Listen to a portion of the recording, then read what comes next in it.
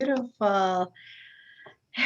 Welcome, everyone. Happy Monday if you are watching this today. I'm Aurora Light, and I always do a Monday weekly intention in the Radiant Evolution Collective. And we're streaming this in there, but I wanted to go a little wider today and just talk to more people about the badassery of beingness with my dear friend, Radiant Soul Nicole. So we're going to be chatting about why things have been so hard on planet Earth, about the topsy-turvy and inverted nature of the true reality that we have been writing, putting back to how it was over these last few years. We're still in the process of it, what that means for us, and just how important it is to be coming back to our beingness and in presence over everything else right now and moving forward. So, Nicole, I'm so excited that we decided to chat together. Yeah, it's so fun to be on here live with you and change things up a little bit. I am still waiting for this actually to show up on Facebook so I can share it anywhere. That's okay. We will chat and I will just make sure it is not set as private because every once in a while Facebook will change its settings and all of a sudden we'll be doing a live stream and I'm like, why is no one here? And it'll just be set to private. So you can check that out if you are ever wondering where everyone is. Nicole, beingness is part of your brand now. I mean, it's something that you really, really focus on, but it wasn't really always that way. So, tell me about before you understood the importance of this. What was life like when you were and what were you focused on when it wasn't your beingness?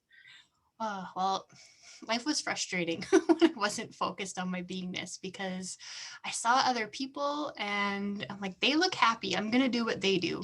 And so I'm like, I'm going to do this thing or that thing because that seems to make them happy and that should make me happy too. And now I look back and I'm like, oh, there's a lot of things wrong with that. But I didn't know what I didn't know. And I, forgive myself for that. I was doing the best that I could at the time.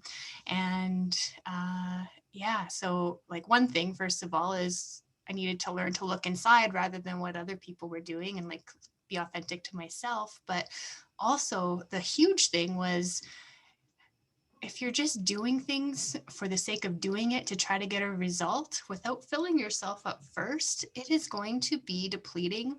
It's going to be frustrating because you're not going to get the results that you want, probably. And, that for me, it led to like burnouts, like adrenal fatigue, anxiety, because I kept doing. Like the whole reason we planned a retreat together in 2015, I was like, how many years ago is that now? Is because in 2014, I didn't have a single weekend in the whole summer free because I was constantly doing stuff and I didn't give myself any time for being. And it was like while I was doing things that I liked, it wasn't giving myself that rest time, that integration time. So I worked together with you to create a retreat that I would have wanted to go to give myself that time for that nourishment that I needed. And so beyond that, though, it goes even deeper than just like giving yourself the rest. It's also about not needing to strive and look outside of yourself to make yourself happy and to try to do those things externally. You can have all of that right now. Like, so what really shifted for me was realizing like the core desired feelings I wanted to feel in my life, which were thriving, flow, connection, and bliss. And instead of thinking I don't have those and like how do I seek them, and there's that mentality of lack and scarcity happening, which is creating just more problems that I'm not getting those things. It really I shifted things and I focused like how am I being those ways each day? How am I feeling that? How did thriving show up in my life today? How did support, that was another one at the time actually, like how did those things show up in my life each day? And then of course, focusing on that, what you focus on, and it expands, it grows. And I pulled more of those things, more of those experiences into my life, so I became more of a human being and less of a human doing. over time, and it's still a process and it's still unfolding. Yeah, it is. It's a process. And the thing is, we can't do the beingness part to the exclusion of doing. That's not what we're saying. There's just been this paradigm in place, this inverted matrix where pretty much every value and truth that we have been shown as being something to be upheld has been backwards to what is the most connected in with universal truth, universal source, all of that, right? Going from being really distanced from each other, from the environment, right? Like instead of being connected, thinking that we are separate from one another instead of being part of this greater whole. Like all of these things have just been topsy-turvy. And so we have valued doing over being. And we've had this thought that, yes, when I do this, then I'll be what I want. If I want to be successful, I need to do. If I want to be happy, I need to do X, Y, and Z. When I have a college degree, then I'll be able to have my parents respect me, right? Like there was always some kind of putting things in the future instead of understanding the multidimensional nature of our existence, right? And we don't know what we don't know. We had to experience life as such, as a society, to really understand that it was not ideal and let it point us towards what it is that we want instead, right? But our multidimensional nature, when we really zoom out, allows us to tap into the all that is that we actually are. So this is going to get a little metaphysical, a little spiritual, but I can't really change those two things. At the core of ourselves is our beingness that resides in 0 point, outside of space and time, where we can tap into everything that we have been, everything that we are, everything that we will be. So we can actually flip everything over and say, how do I want to be? And then we could just tune into that feeling, that essence, and bring it into this now moment from any piece of memory or even from our imagination. Even someone who has never felt certain things in this lifetime could still connect into that feeling because it's out there in the collective consciousness. It's out there in the universe. So when we practice tuning into the being first and then letting it expand into our entire being, our body, our mind, our soul, and from that place we do the things, then we're already that which we are seeking, first off. But it turns into this magical dance and flow, and it's this magnetic expression where you already are that, but then because of the harmonic resonance, more of it comes to you effortlessly. So it's just using the frequency to bring in more of that and more quickly. So it's basically the fastest shortcut. You don't have to do anything. You be first, and then the doing supports the beingness, and then you have more of the beingness that you wanted in the first place. Yeah, it's such a magical process. And the magic of it too is like, if you're just doing without all of that, it's like you're pouring from an empty cup almost. When you connect into this beingness, it, like you said, it's all this magic. It's filling you up from source. It is your your infinite beingness that you're working from, and all the doingness comes from that.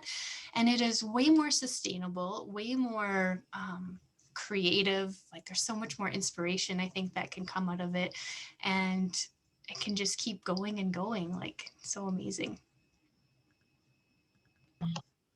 Right? It is infinite, and it's a feedback loop, which is awesome. And that's exactly right. Instead of depleting yourself by trying to do all the things, which we know is very depleting, when we flip it around and focus on the beingness first, the things that we do are going to just fill us back up, support us in that, and it becomes, I want to say, not effortless, because sometimes there is still effort, just so much more effective. There's more grace, there's more ease, there's more flow, there's more joy, there's more confidence as well when you really get anchored in your beingness.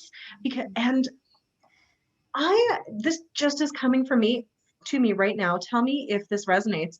I feel like it actually would wipe out imposter syndrome as well, because you already are that which you are thinking in maybe some other cases that you are pretending to be something. When you become the embodiment of that thing in the moment, then there's no feeling like you're lacking or you're not it. Mm-hmm. I'm getting tingles on that because the imposter syndrome has been real as I've stepped into the entrepreneurship game. um, and it is like I'm leveling up and I'll get to a new point and I'll be like, oh, I got this. And I'm like, oh, now there's another thing that I'm pushing against.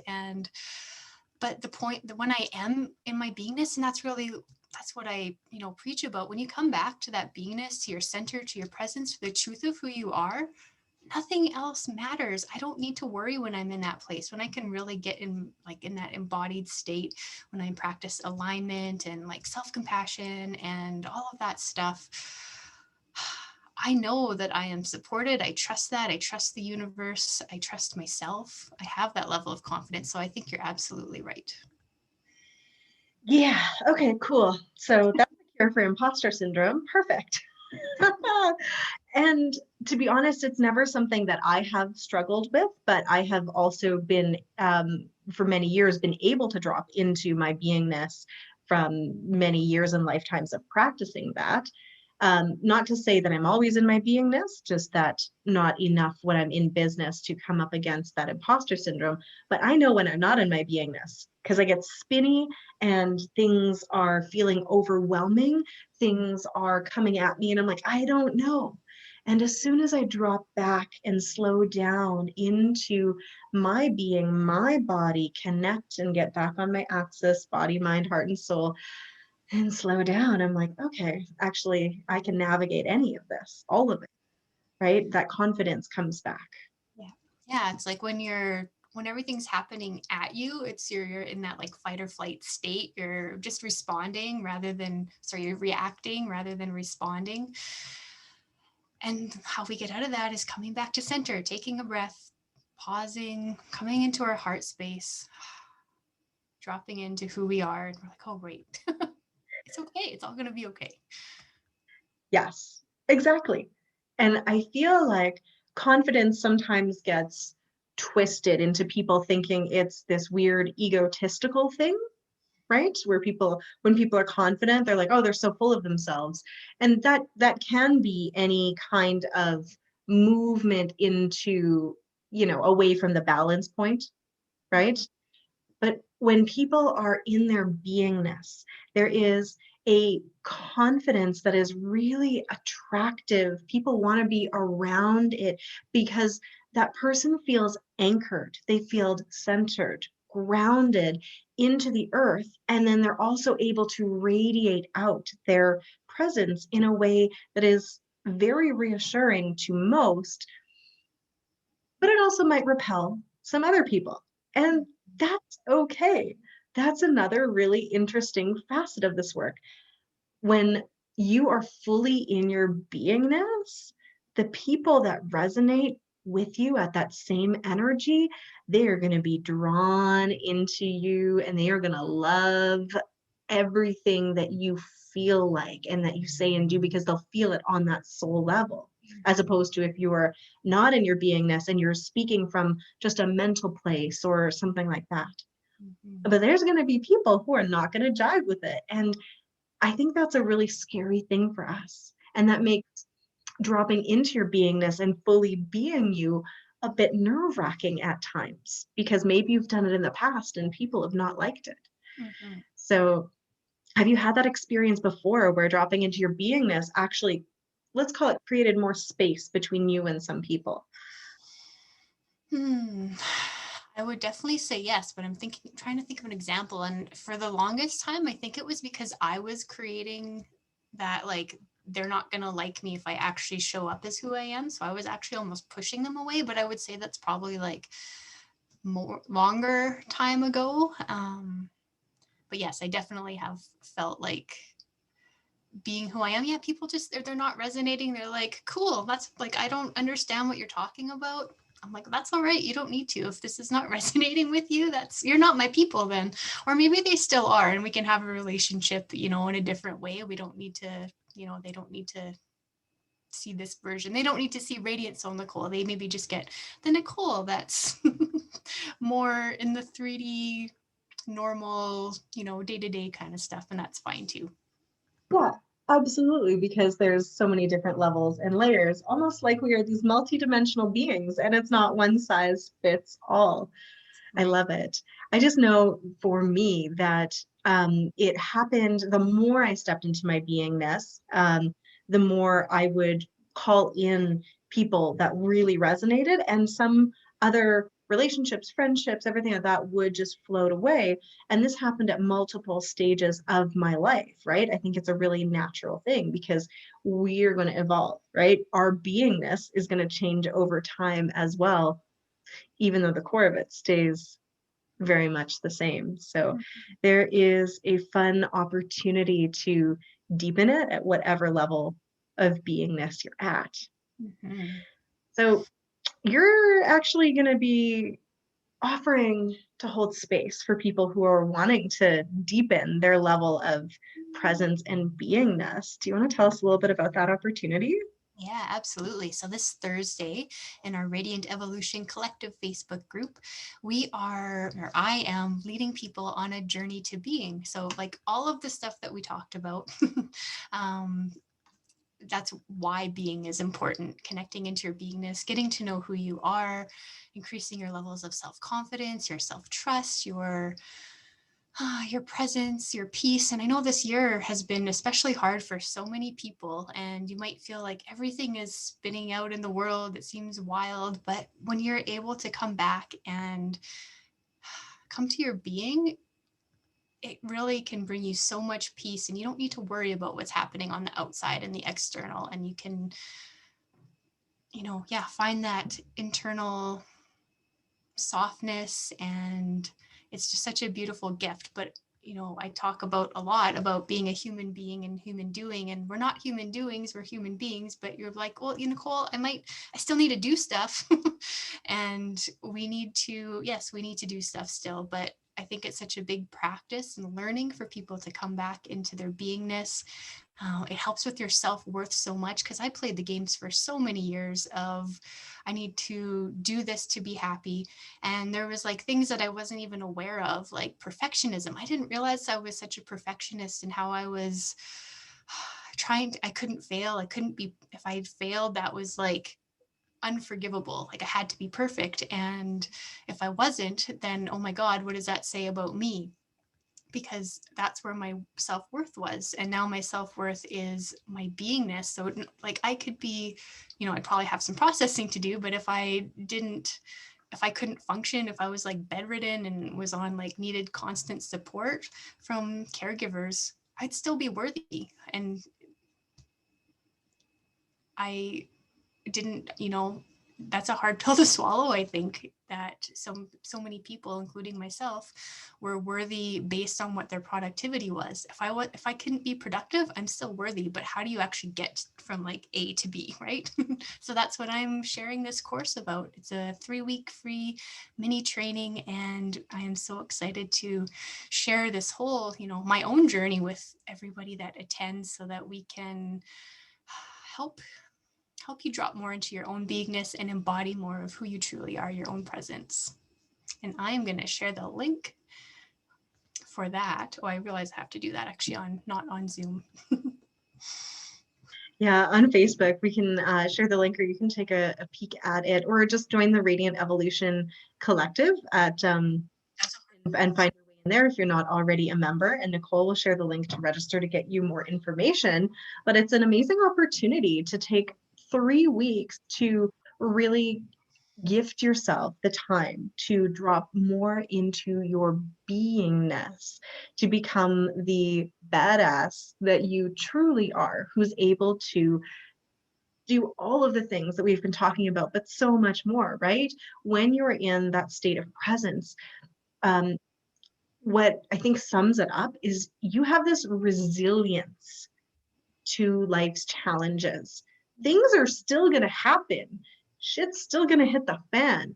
But as we were speaking earlier, when you are in this place of beingness, you can respond rather than react from that place of knowing that you can take care of it because you've got a calm nervous system, but you've also got access to your creativity, your logic, your intellect, your reason, and your multidimensionality, right? We are now able to pull in much more from who we really are, everything we have been and will be, at a way that wasn't really possible. So the deeper you sink into your beingness, the more you expand into the vastness of your infinite nature. So it's an amazing foundation and starting point. I can't wait to be able to move through this. And I love that you're doing it over 3 weeks instead of 3 days, to really be able to sink in and integrate the material.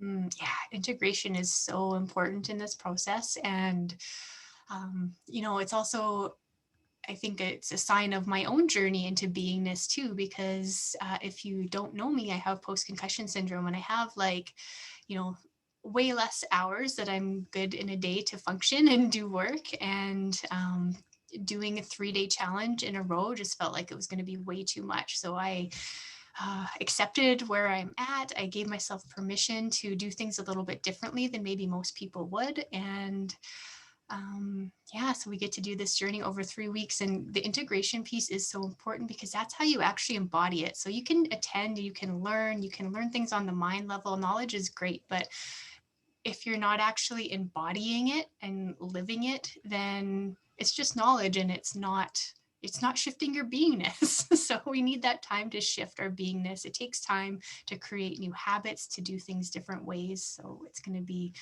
such a profound journey. I'm hoping. I think you can take the hope off of there. I can feel into the energy of it, and it is going to be amazing. So, we want to invite you to the challenge, but let's also just do a quick drop into our beingness together. So, I'm going to invite you, if you're in a space where you can close your eyes to do that, otherwise, you can just take a soft gaze.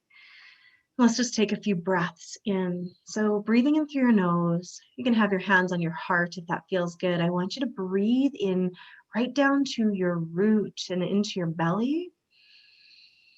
And softly sigh it out of your mouth, an audible exhale. Beautiful. Breathe deep into your root and then into your heart.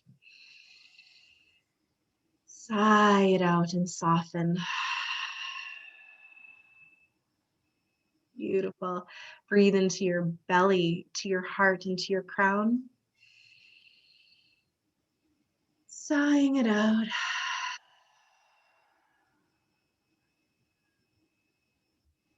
Beautiful. I want you to come into a space of presence and awareness in this moment, just dropping in and feel the air in your skin. Feel if you're sitting down where your body is meeting the chair. If you're standing, notice where your feet meet the floor. Bringing your awareness to the center of your chest. Tune into your pulse, to your heartbeat. That heartbeat in the center of your chest can always anchor you back into the present moment. And I want you to now feel with your imagination and maybe even with your physical body that when your heart beats, there is a wave that is sent out both through the blood rushing through your veins and all the capillaries as it expands from the center of you out into the periphery, but also an energy wave with each heartbeat from the center of you, expanding out 360 degrees around you. So feeling right now, each heartbeat sends that wave of energy around you. And on your next inhale, I want you to feel your heart light up in your chest. And when you're exhaling, I want you to imagine blowing out or expanding this energy field around you. And 360 degrees in a circle. You can even use your hands to expand it out further. And just create a little bit more space in your beingness. Beautiful. Some of you need to expand that up and out over your head as well. Beautiful. You can expand it down into the earth.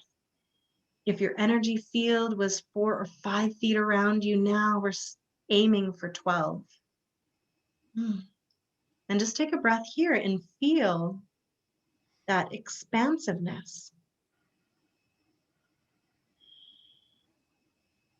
Rooted into your beingness. I want you to drop your energy and awareness from your heart down into your root.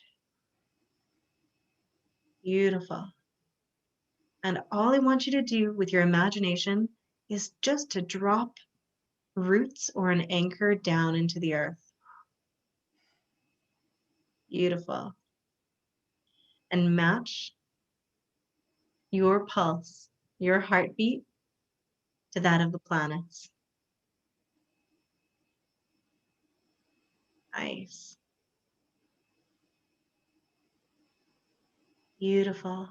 And from this space of being anchored in your beingness, we can just set the intention to move forward from this space for the rest of our day as the beautiful badasses that we are, who are able to meet any of life's challenges with that resilience, with that ability to respond, to take a moment to observe, and then respond from this place of presence rather than just reacting. Allowing ourselves to pause and come back into this space anytime we need throughout the day, simply by putting your hands on your heart and taking a few breaths into this place. Nicole, is there any intention you want to set in this beautiful space here?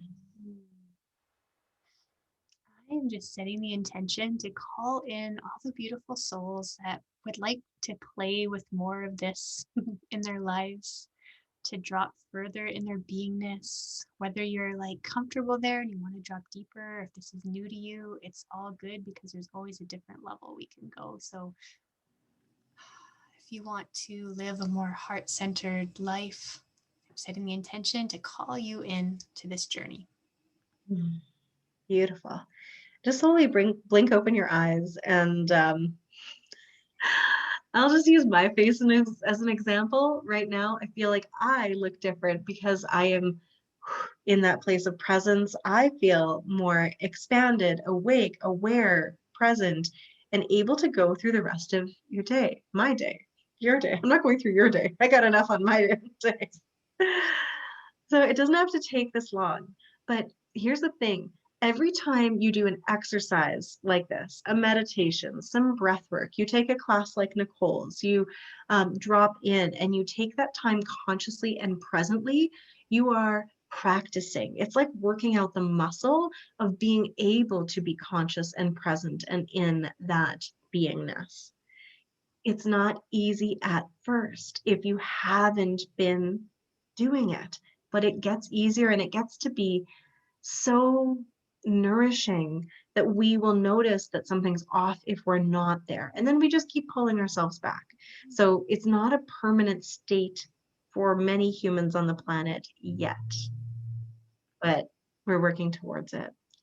So thank you everyone so much for going on this little journey into presence so we could become those badass ninjas who are able to move through their day, their week, their year, this pandemic, this whatever is happening in your life, your personal crises, your relationships, just with that ability to be with what is and then move into all of the possibilities to do from that place. Is there anything else you wanted to share before we say goodbye, Nicole?